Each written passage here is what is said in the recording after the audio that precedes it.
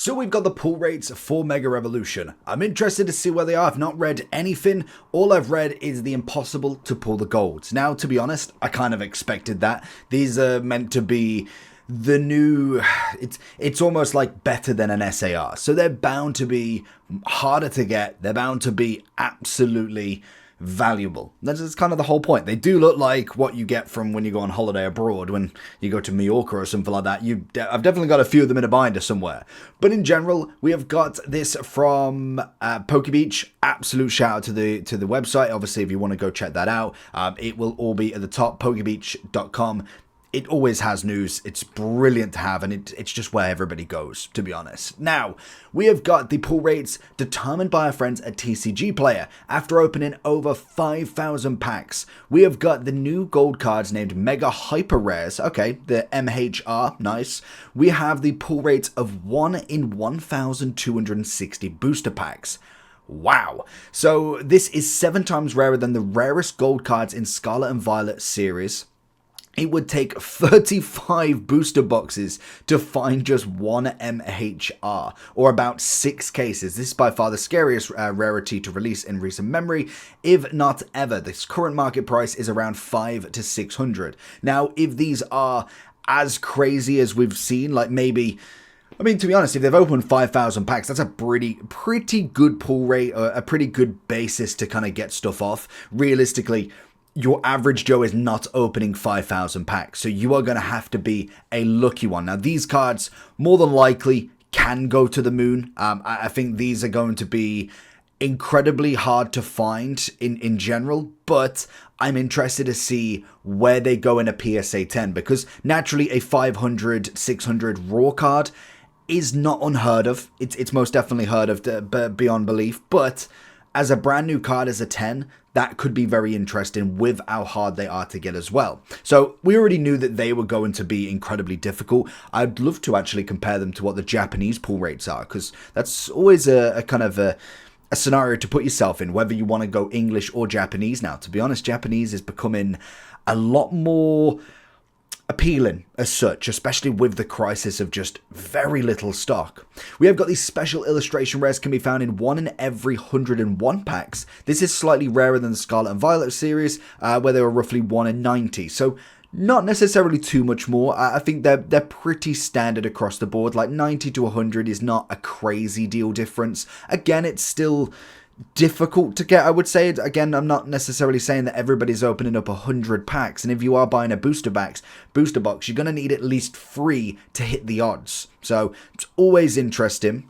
We have got some good news, is the illustrations are easier to pull in a 1 in 9 compared to the 1 in 12. That is good for me. I think that is what everybody wants. I didn't even realize a Pikachu was there. I do think that the illustrations do need to become more common. Not common, but most definitely a easier pull rate. Like, yes, I get that you've got to take everything with the pinch of salt. For instance, Prismatic. We did have the Master Ball, the Pokeball, obviously the Reverse Holo, EXs, illustrations. I know, just kind of go with black and white as well. You had the special illustrations more so than anything in Prismatic, and then that was kind of your pull rate, and everybody's obviously looking for the SARs, but you've also got to consider that Pokeballs and Master Balls are pulls as well. But it's not what everybody wants. So unfortunately, as you can say it till you're red in the cheeks, you're not going to take that as a pull. I would take an illustration. If I got the Marshadow 15 times, at least it's something. And even if it makes it no value, that's the whole point of this. I think talking about it from a money perspective, of course everybody wants the most expensive cards. And if you did make the illustrations easier to pull, I personally like that, to be able to finish my set, that I then just have to buy the SARs. I'm not too fussed about having to kind of sit there and kind of open crazy amount of packs to then only get X amount of illustrations, maybe 1 SAR. I want to be able to get as many illustration rares. Like, if I get 1 SAR, perfect. If I don't, at least I can have them to go get, and that's it. If I can pull a lot of the SARs, I'm a big fan of. We then also have the ultra rares are also easier to pull, 1 in 12 packs rather than 1 in 15. Again, I'm absolutely ecstatic by that. Double rares remain the same. I think they were a pretty good, a good amount, to be honest. We got 1 in 5, which makes them obviously affordable for the builder decks. And again, it's going to be great for the overall chance of everything. We've got, luckily, your overall chances of getting a secret rare in Mega Evolutions are 19%, which is on the higher end compared to regular S and V sets, when they range from 16 to 20 on the low end, to high end. The difference is that the highest Mega Evolution rarity are harder to pull, which again, I don't think is a problem really. I thought black and white should have been better in terms of pull rates. It was good, like, don't get me wrong, I thought it was okay, but even here you kind of see you've got the Master Balls. I don't mind them, like Pokeballs, Master Balls, they're fine, like they're great for a collection point of view, but they're not my overall kind of go for. But then you kind of saw the illustrations of 1 in 6. I feel like I got a little bit unlucky in a lot of them. They just didn't feel that level in my opinion. Ultra Rares 1 in 17. Obviously the black and white rarity were just insane in itself, and the SARs were 1 in 80. Again, you've just got to be lucky regardless. I didn't open up. I may have opened up about 80 packs, but I didn't go crazy on them, so I could have been just out. Obviously then Destined Rivals they've got in here.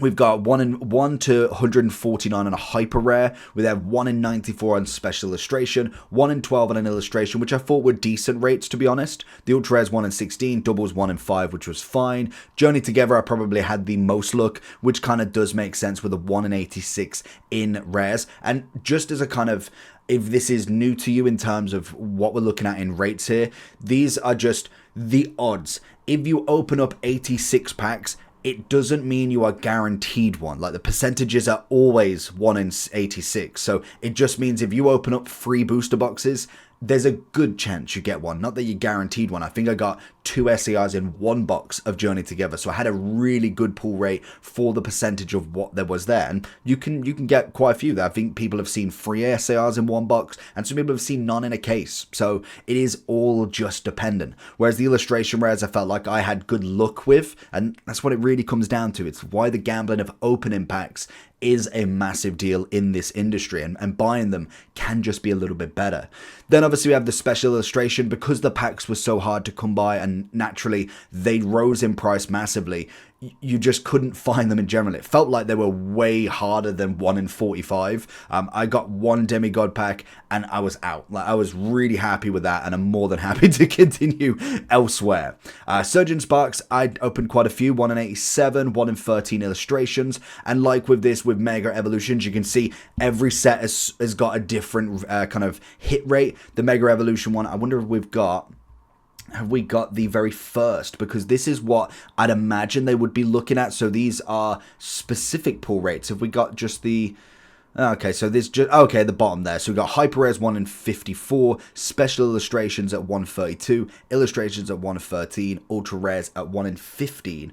Always interesting to see like a start set, because this is kind of like the means to go on. And then we obviously have got a few others that have come in. You've got the different pull rates for a specific card. They obviously will be a lot higher if you're looking for specific rather than any illustration. For instance, it's a 1 in 13 chance for an illustration rare, but that's any. You could get duplicate on that. If you're looking for a specific, for instance, the Ninetales there, it's going to be a chance of 160 packs is the going rate for you to get that specific. It's all mathematics, but in general, just enjoy it. I just kind of wanted to see where they were going with this Mega Evolution, as obviously England hasn't quite got the Mega Evolution drop as of yet. That should be coming out very, very soon in general, but obviously America, I believe, have got Mega Evolutions now.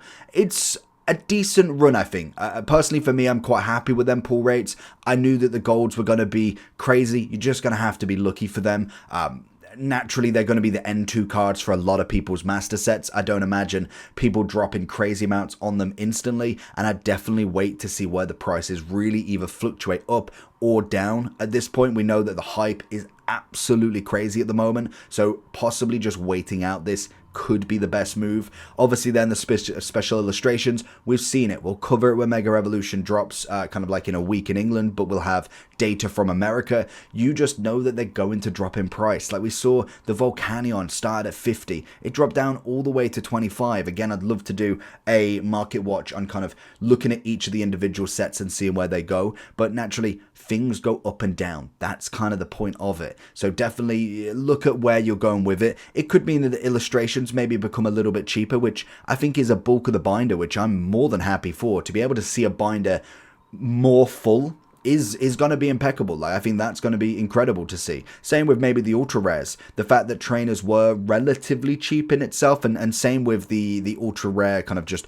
normal Pokemons. These weren't crazy expensive to begin with. Like, some of them, maybe the best Pokemon, you look at like a Charizard, you look at a Legendary. Yes, they might be slightly up, but realistically, you're not looking more than like £5 really, maybe 10 on a good day, but most of them are like £1, 2, 3. They're really easy to kind of get and fill out your collection. So as a collector's point of view, this will be absolutely massive if they continue this theme throughout Mega Evolution, and it just might make the special illustrations a little bit harder, but there isn't that much of a difference in my opinion. I think it's going to be that these two are going to be the most expensive, and maybe even the special illustrations become the counterpart to them. There's always something better. So whether we see that, otherwise just collect Japanese. But let me know what you think. Make sure you like and subscribe. I'll catch you all for that next one. Peace.